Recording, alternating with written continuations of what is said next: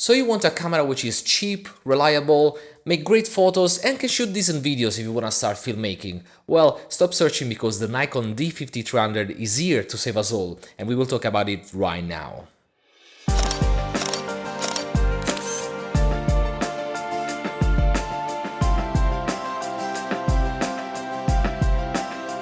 What's up YouTube, welcome back to Newpix, where we learn how to be better photographers. In this video I want to share with you my impressions and give you an overview of the Nikon D5300, why it's an amazing camera and why if you're thinking to upgrade from the 3000 series you should go with these. In my case, I was upgrading from the Nikon D3300.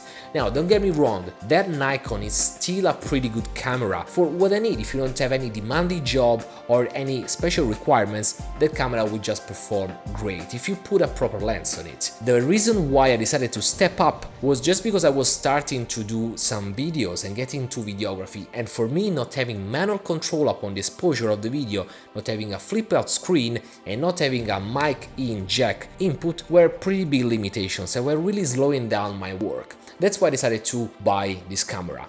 Now let's jump a little bit into the specs. With its 24.2 megapixels, this camera is pretty sharp and can give very crisp images with very good looking video footage. However, the camera has no internal autofocus, so be sure to always buy lenses with focus motor. It has 39 autofocus points, but only the central 9 ones are actually cross-typed. It can shoot up to 5 frames per second and the ISO goes up to 12,800, which is expandable. It has internal bracketing, and as regards the video side, it has a flip-out screen which is not touch sensitive as on Canon on the same price range and as on the successor, the D5500. However, a main advantage of this camera over the Canons is that it can shoot 1080p up to 60 frames per second for smooth slow motion video. As regards the connectivity, it has built-in Wi-Fi and built-in GPS that you can turn off if you want to save batteries, and it has a built-in stereo mic, although you always wanna hook up an external mic through the 3.5mm jack input. For those of you who are deciding between whether or not you should buy a Nikon D5300, well, let me clear a little bit of doubts about what's the difference between this camera and the competition. Now, looking at the Nikon side, you might choose as well a Nikon D3300. If you are all about photography and you really don't care about video, well, just save few bucks and just stick with the Nikon D3300 because they have the same processor, the same sensor, and they have same ISO capability and video capability. Also, the Nikon D3300 can go up to 1080p 60 frames per second, so there's really no advantage unless you think that the flip screen, the more focusing points, the ability to have a sharper screen and the connectivity, they are big advantages for you. In that case, you might want to choose the Nikon D5300, which is also much better than the Nikon D5200 just because of the lack of the anti-aliasing filter, which, as you know, allows for better images and sharper and crisp footage. In this case, the Nikon D5300 has also proper 60 frames per second video at 1080p and not 1080i as the Nikon D5200. In addition, the newer model goes a little bit higher into the ISO and the screen is a little bit bigger and sharper. However, if you're thinking whether or not I should buy the D5300 or the D5500, well, I found that the two cameras are pretty much similar. The only difference is about the touchscreen into the D5500 and the lack of GPS, which improves a little bit the battery, but basically they share the same processor and the same sensor, so I will not expect a big difference into performance level. However, the presence of the touchscreen allows you for the touch focusing when you're shooting videos, which is very convenient to rapidly change the focus into one part of the scene to another.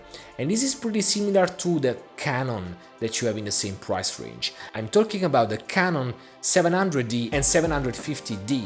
While they both are amazing cameras, they have a much more solid focusing system since they have a little bit less focusing points, only 19, but all of them are cross-typed.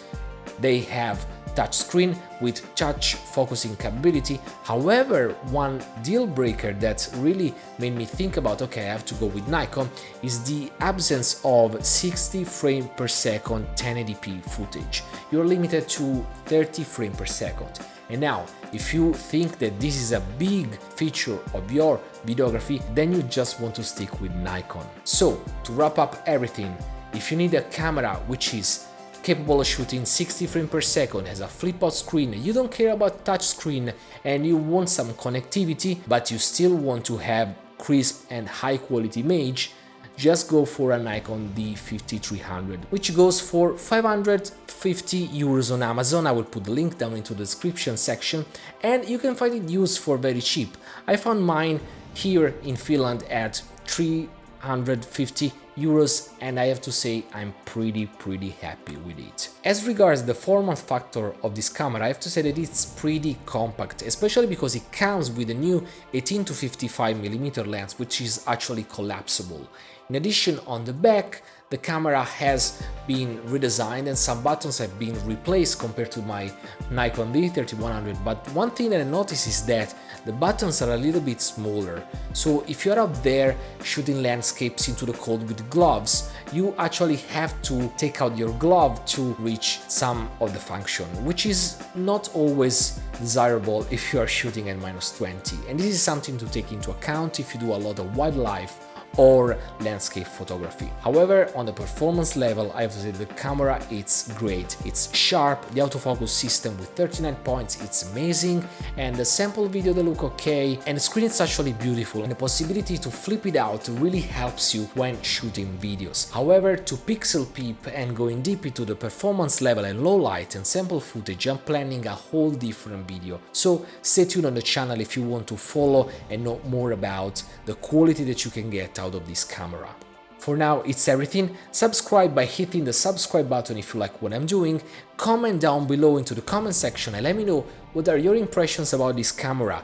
Do you like it? Are you still deciding between these, or you think there are better alternatives down on the market? In the meantime, remember to shoot, learn and improve, because that's what we make on Newpix and that's what makes us better photographers. For now, it's everything. I see you next time and take care.